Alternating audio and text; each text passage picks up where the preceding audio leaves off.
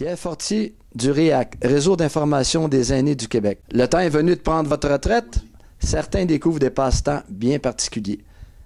Roland Bazinet, comptable, lui, a mis du piquant et du soleil dans sa vie. Bonjour, nous sommes en pleine nature à Sainte-Sophie avec M. Bazinet. M. Bazinet, je pense que l'environnement pour vous, c'est important. Vous êtes un comptable?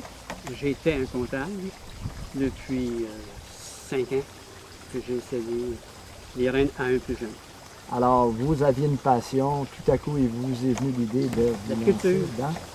C'est pas une passion qui est venue d'un seul coup. Tranquillement, je me suis intéressé à quelque chose d'autre quand je serais à ma retraite ou pré-retraite. Et j'ai commencé très tôt à suivre des cours pour me préparer. Donc, vous avez, vous me dites, 23 ruches. Oui. Il y a combien d'abeilles par ruche? Environ 10 000 dans celle qui reste actuellement. Ah, c'est bien ça. Et votre production totale, ça représente quoi en livres? On aurait aux alentours de 800 livres cette année. C'est intéressant. Et quelle est la qualité? Il y a différentes qualités dans le miel. Vous, votre qualité, c'est quoi comme On miel? appelle ça du miel de forêt aux alentours. Ici, il n'y a pas de ferme, donc ça provient du trèfle blanc, des pissenlits, des arbres forestiers. Donc, 23 ruches, c'est une abeille reine par ruche? Une reine par ruche. Sa Majesté. Es-tu là, la reine? Oui, Sa Majesté est juste ici. Avec le point dessus, oui. Oui.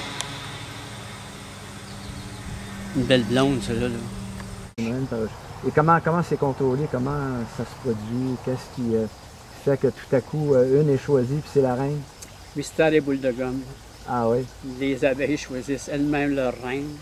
Et si au bout d'un certain temps, elle n'est pas selon les normes, qu'on ne connaît pas vraiment, là, ils en jettent dehors ou ils en font une autre. Donc, vous, la qualité du miel est importante. Vous suivez ça de très, très près. Bon, oui, on respecte des normes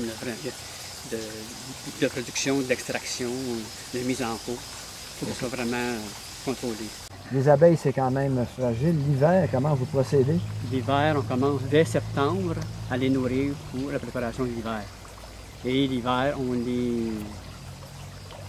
les enveloppe ou on les met dans un endroit où c'est comme tempéré, mais frais, très frais, mais tempéré. Le moins possible humide. OK, donc vous avez déjà perdu des abeilles l'hiver? Chaque année, j'en perds beaucoup. Ah oui. Et ça vient d'où, toutes ces abeilles-là? Les abeilles, on commence par acheter une ruche, une ou deux ruches, et on fait produire les reines, et on multiplie les ruches. Et ces ruches-là produisent d'autres abeilles, d'autres reines, et tranquillement, on multiplie.